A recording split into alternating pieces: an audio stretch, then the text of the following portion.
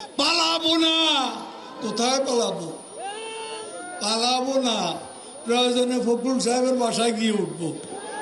কি জায়গা দেবেন? না হলে ঠাকুর গায়ের বাড়ি আছে, ওই বাড়িতে গিয়ে উঠবো। ঠিক আছে? বড় জ্বালা জ্বালা, অন্তর জ্বালা, জ্বালায় জ্বালায় মরে। আমরা পালাই না, আমাদের নেত্রী পালায় না। ফখরুল সাহেব, আপনার বাসায় একটু জায়গা দেবেন। তারপরে ফখরুল সাহেবের কোন বাসায় যে উঠতে চেয়েছিল? ঠাকুরগার বাসায় যে উঠতে চেয়েছিল। কি উপহাস, কি ঠাট্টা, কি বিদ্রুপ! আর ওদের দোসর যারা আমাদের সাতক্ষীরায় ছিল, তারা কলার নাড়া দিতে আর বলতো, আমাদেরকে চেনো? এখন ওনারাও নেই, এনারাও নেই। কোথায় আওয়ামী লীগ, কোথায় কাদের কাকা, কোথায় গেল ওই জালিমের গরম গরম কথা? কি কথা ঠিক আছে? আমরা পালাই না, আমরা পালানো যাত নাই। আর প্রায় বলতো খেলা হবে। আমরা ছিলাম, আমরাই আছি, আমরাই থাকবো ইনশাআল্লাহ। কোথায় আওয়ামী লীগ, কোথায় কাদের কাকা, কোথায় গেল ওই জালিমের গরম গরম কথা? খেলা হবে, খেলা হবে, খেলা হবে, খেলা হবে, খেলা হবে বলে কাকা গেল পালাইয়া। শেখ হাসিনা পালাইছে দেশটা ছাড়িয়া। কথা কি ঠিক বললাম না বেঠিক বললাম? আচ্ছা বলুন তো, এই যে শেখের বেটি যাবে, এখান থেকে 2-3 মাস আগেও কারোর কল্পনায় ছিল? এই যে নেতারা মঞ্চে বসা, এই নেতারাও ধারণা করেছিল যাওয়া লোক নয়, ও না মরা পর্যন্ত যাবে না। কি তাই ভেবেছিলাম না আমরা? কি তাই ভেবেছিলাম? তো তাই ভেবেছিলাম। বিএনপি, জাতীয় পার্টি সহ যত পার্টি আন্দোলন করতেন, সবার একটা ধারণা ছিল, ইয়ে না মরা পর্যন্ত আমরা কিছু করতে পারবো না। কিভাবে করব? কারণ এ তো সীমারের চাইতে নিষ্ঠুর, এ তো ইয়াজিদের চাইতে আরো খারাপ, এ তো হিটলারের চাইতে আরো আরেক ধাপ নিচে। আজকের হিটলার যদি বেশি থাকতো, এরে স্যালুট জানাতো যে আমার চাইতে তুই বড় হিটলার। এ যে কয় বছর ক্ষমতায় ছিল, বাংলাদেশে ইবলিশ শয়তান ছিল না? ইবলিশ শয়তান সব ভারতে গেছিল। এ চলে যাওয়ার পরে ইবলিশ শয়তান আস্তে আস্তে 5 ফুট করে করে আসতেছে। কারণ ইবলিশও বলতো যে আমি একটা কাজ অমান্য করার পর আমার গালাগালি দেওয়ার, আমার সেই বড় বড় কাজ করতে যে ইবলিশ, আমি থাকবো কি করতে? আগে মরুক, তারপর আমি ফিরে আসবো। হায় রে আল্লাহ, কি নির্যাতন, কি অত্যাচার! কত মায়ের কোল খালি হয়েছে, কত সন্তান পঙ্গু হয়েছে, কত স্ত্রী বিধবা হয়েছে, কত বাচ্চা এতিম হয়েছে।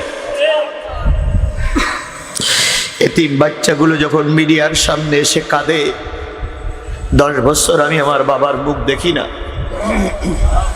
আমার কোনো শান্তির প্রয়োজন নেই, আমার বাবাকে আমার বুকে ফিরাইয়া দাও। সেদিন চোখের পানি ছেড়ে দিয়ে কান্না ছাড়া বিকল্প কোনো রাস্তা আমাদের সামনে খোলা থাকে না।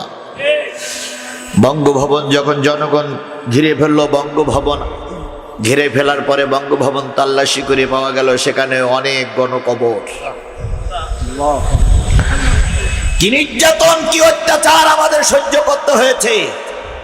আমরা 3 মাস আগেও জানতাম না এরকম একটা পরিবেশ হবে। যে মালিক এই পরিবেশটা তৈরি করে দিলেন, সে সেই মালিকের শুকরিয়া আসতে না জোরে? সবাই মিলে বলুন, সেই মালিকের শুকরিয়া আসতে না জোরে? তাহলে কারোর জবান বন্ধ থাকবে না, সকলে মিলে বলছি আলহামদুলিল্লাহ। আরেকটু জোরে বলুন তো আলহামদুলিল্লাহ।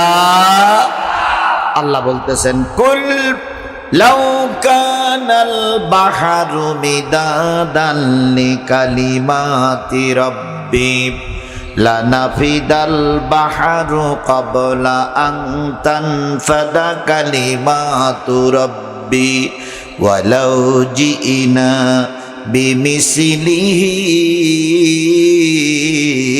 মাদাদা। কুল লাউ কানাল বাহর, হে নবী আপনি বলে দিন, পৃথিবীতে যত সাগর আছে, পৃথিবীতে যত নদ নদী আছে, পৃথিবীতে যত খালবিল আছে, পৃথিবীতে যত ঝর্ণা আছে, এক কথায় পৃথিবীতে যত পানির উৎস আছে, সব পানিগুলো যদি কালি হয়ে যায়, পৃথিবীতে যত গাছ দাঁড়িয়ে আছে সব গাছগুলো যদি কলম হয়, পৃথিবীতে যত সমান্তরাল জমি আছে সব জমিগুলো যদি কাগজ হয়, দাঁড়ানো গাছ নামক কলম দিয়ে, সাগরের পানি নামক কালি দিয়ে, সমান্তরাল জমি নামক কাগজের উপরে তোমার রবের কথা লিখতে যদি শুরু করো, লিখতে লিখতে কাগজ ফুরায়ে যাবে, কলম ফুরায়ে যাবে, সাগরের পানি নামক কালি ফুরায়ে যাবে, আর একটা সাগরের পানিও যদি নিয়ে এসো সেটাও ফুরায়ে যাবে, তবু তোমার রবের কথা লিখে শেষ করা যাবে না। সেই রবের নাম কি? আরেকটু জোরে বলুন তো, সেই রবের নাম কি? সেই আল্লাহর শুকরিয়া আবারও আলহামদুলিল্লাহ। কার শুকরিয়া আদায় করলাম? খুশি হলো কে? আর আলহামদুলিল্লাহ এই শব্দটা মেনে নিতে পারে না, গ্রহণ করতে পারে না, সহ্য করতে পারে না, সে কে? শয়তান কি এর ভিতরে আছে? আছে? কই একটা দেখাইতে দে হুজুর, এই সেই শয়তান। তারপর আপনারা বলতেছেন শয়তান আছে, তাহলে শয়তান সব জায়গায় আছে। আচ্ছা বলুন তো, মসজিদগুলোয় কি শয়তান পাওয়া যায়? যায়? যায়? মসজিদেও শয়তান যায়? কি করি এটা? দেখবেন ইমাম সাহেবরা দাঁড়িয়ে বলে কাতার সোজা করুন, মাঝখানে ফাঁক রাখলে শয়তান ঢুকবে। তাহলে হুজুররাও জানে শয়তানের ভিতরে ঢোকে, এখানেও শয়তান আছে। আজকে দেশ স্বাধীন হয়েছে বলে যারা এই স্বাধীনতার সুযোগ নিয়ে অনেক আকাম কুকাম করতেছে, এরা কি ভালো না শয়তান? শয়তান সব জায়গায় থাকে, এখানেও আছে। চেনার একটা আলামত বলি দেই, আলহামদুলিল্লাহ বললে খুশি হবে কে? আর আলহামদুলিল্লাহ বললি বেজার হবে কে? এবার ডাইনে বামে সামনে তাকাই আলহামদুলিল্লাহ বলবেন। যদি জবান না খোলে পিছন দিক থেকে বগলের তলায় দুখন হাত দিয়ে উঁচু করে বলবেন, হুজুর মাল পাওয়া গেছে।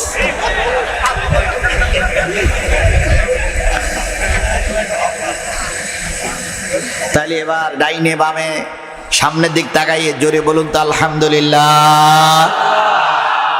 মাল আছে? সর্বকালের সর্বশ্রেষ্ঠ মহামানব, যার আদর্শে আদর্শিত হয়ে আমি নিজেকে উম্মত বলে দাবি করেছি, সেই নবীর নামে দুরূদ আর সালাম সকলে মিলে বলছি সাল্লাল্লাহু আলাইহি ওয়াসাল্লাম। বন্ধুগণ, সিরাত মানে হলো রাস্তা। সিরাতুন নবী, নবীর রাস্তা। সিরাত মানে হলো পথ, সিরাতুন নবী মানে নবীর পথ। আজকে সিরাত মাহফিল মানে নবীর জীবনী আলোচনা। কথা বলেন ঠিক না বেঠিক?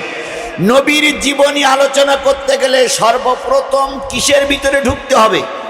কোরআনের ভিতরে। কেন? নবী মৃত্যুর পর সব সাহাবীরা ছুটে গেলেন, সব সাহাবীদের ভিতরে কিছু সাহাবী ছুটে গেলেন আয়েশার কাছে, যে বলেন মা নবীর জীবনী কেমন ছিল আমাদেরকে একটু খুলে খুলে বলুন, আমরা নিজেরা শিক্ষা নিব, জাতিকেও শিক্ষা দিব। হযরত আয়েশা দাঁড়িয়ে বললেন, আশ্চর্য ব্যাপার, তোমাদের মাঝে কি কোরআন নাই? সাহাবী আজমাইনগণ বললেন, তা তো আছে, তোমরা কি কোরআন পড়ো না? কয় তা তো পড়ি। কোরআনের শিক্ষা কি তোমরা অনুধাবন করো না? তাই বলল, তা তো করি। হযরত আয়েশা বললেন, জেনে নিও কোরআনে যা ছিল তাই ছিল আমার নবী। তাহলে সিরাতের আলোচনা মানেই হলো কোরআনের আলোচনা। কথা বলেন ঠিক না বে ঠিক? তাহলে কোরআন থেকে আলোচনা করার পর যদি কোনো ব্যক্তি কোরআনের আলোচনা না শোনে, তাহলে বুঝতে হবে ও মানুষ কিন্তু ও মুসলমান না। এই জন্য আমরা কোরআন থেকে আলোচনা করতে চাই। আপনারা কি শুনতে রাজি আছেন? কোরআন নাজিল হলো কার উপরে? রসুলের উপরে। সেই রসুলের নাম শোনার পরে যদি কেউ দুরূদ শরীফ না পড়ে, তাহলে রসুল বলেছেন তার চাইতে কৃপণ ব্যক্তি আর কেউ নাই। এই জন্য রসুলের নামে দুরূদ আর সালাম সকলে মিলে বলছি সাল্লাল্লাহু আলাইহি ওয়াসাল্লাম। বন্ধুগণ, রসুলের চাইতে ভালো মানুষ, রসুলের চাইতে জ্ঞানী মানুষ, রসুলের চাইতে সৎ চরিত্রবান মানুষ সমাজে আর কেউ ছিল না। এখন বর্তমান কেউ, কিয়ামত পর্যন্ত যদি তালাশ করা হয় রসুলের চাইতে ভালো মানুষ কি পাওয়া যাবে?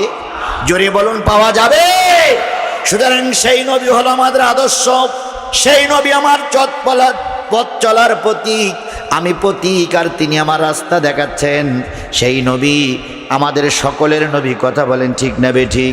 আল্লাহ রাব্বুল আলামিন কোরআনে বলেছেন, ওয়া ইন্নাকা লাআলা খুলুকিন আযীম।